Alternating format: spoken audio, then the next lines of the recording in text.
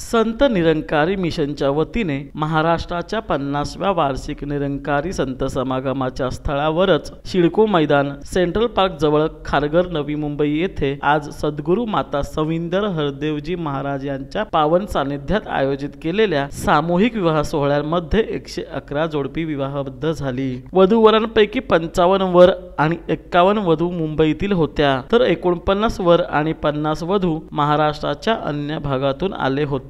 2 वर उत्तर प्रदेशातील होते, तर हिमाचल प्रदेश, हरियाणा, मध्य प्रदेश आणि पश्चिम बंगाल मधून प्रत्येकी 1 वर आलेले होते। 1 वर कॅनडाचा होता, तर त्याची वधू इंग्लंडहून आली होती। शैक्षणिक व व्यवसाय या दृष्टिकोनातून पाहिले असता 32 वर आणि 34 वधू पदवीधर आहेत, तर 3 वर आणि 10 वधू पदव्युत्तर पदवीधर आहेत। यातील वरांपैकी 4 इंजिनियर, 1 CA व 1 डॉक्टर आहे, तर वधूंमध्ये 1 इंजिनियर, 1 CA व 1 MBA आहे। विशेष म्हणजे 13 वर व 24 वधू मिशनच्या बाहेरून आलेले होते। याचा अर्थ 37 परिवारांनी संत निरंकारी मिशनच्या साध्या विवाह पद्धतीला पसंती दर्शवली आहे। विवाह सोहळ्याचा प्रारंभ निरंकारी मिशनच्या पारंपरिक जयमाला आणि सामायिक हार परिधान करण्याने झाला। त्यानंतर मधुर संगीताच्या चालीवर पवित्र मंत्रांच्या रूपात असलेल्या 4 निरंकारी लावांचे गायन करण्यात आले।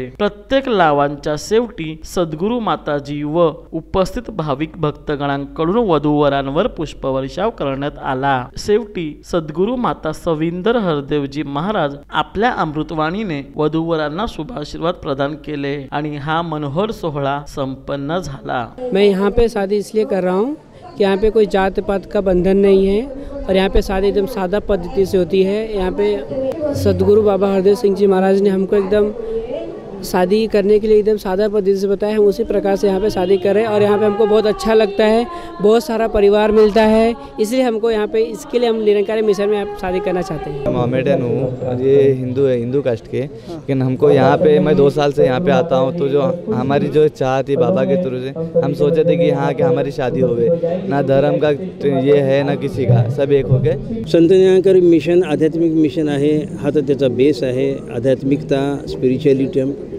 पण त्याचबरोबर सोशल ॲक्टिव्हिटीमध्ये पण ते अग्रेसर आहे, नेहमीच अग्रेसर राहिलेलं आहे। आणि त्या पद्धतीने हा एक त्याचा भाग आहे की विवाह पद्धत साधे पद्धतीने करणं आणि सामूहिक विवाह। आपण पाहिलं आजच्या या विवाहासंबंधी आपण पाहाल तर त्यामध्ये 55 वर आणि 52 वधू मुंबईतल्या होत्या आणि 50 वधू आणि 39 वर महाराष्ट्राच्या अन्य भागातून आले होते। त्याचबरोबर 2 उत्तर प्रदेशातले होते आणि वैशिष्ट्य म्हणजे फॉरेनचे पण एक जोडपं त्याच्यामध्ये होतं, ज्यांनी या ठिकाणी एक कॅनडामध्ये मधून एक वर आला होता आणि वधू होती इंग्लंडमधून। त्यांना ही साधी पद्धती आवडली म्हणून त्यांनी या पद्धतीने विवाह करून घेतला, हे एक वैशिष्ट्य आहे। आणि समाजामध्ये आपण पाहतो की लग्न म्हटल्यावर हुंडा आला, अन्य चालीरीती आली, परंपरा आली आणि मग त्याच्यानंतर पाहतो आपण रुसवे फुगे आले, एखाद्याचा मान अपमान आला, पण तशा गोष्टी या ठिकाणी बिलकुल तुम्हाला दिसत नाही। याचं कारणच आहे सद्गुरूच्या सान्निध्यामध्ये हा विवाह संपन्न असल्या कारणाने अशा प्रकारची कुठलीच गोष्ट तुम्हाला दिसणार नाही। ना तुम्हाला हुंडाची गोष्ट दिसून येईल किंवा फार मोठी परंपरा, कर्मकांड अशातला काय भाग या ठिकाणी दिसून येत नाही। निरंकारी मंडळाचं हे एक वैशिष्ट्य आहे आणि त्या पद्धतीने हा विवाह संपन्न झालेला आहे आणि त्यांच्यासाठी वधूवरांना सद्गुरूने आशीर्वाद दिले जेणेकरून त्यांचं वैवाहिक जीवन सुखमय जावो।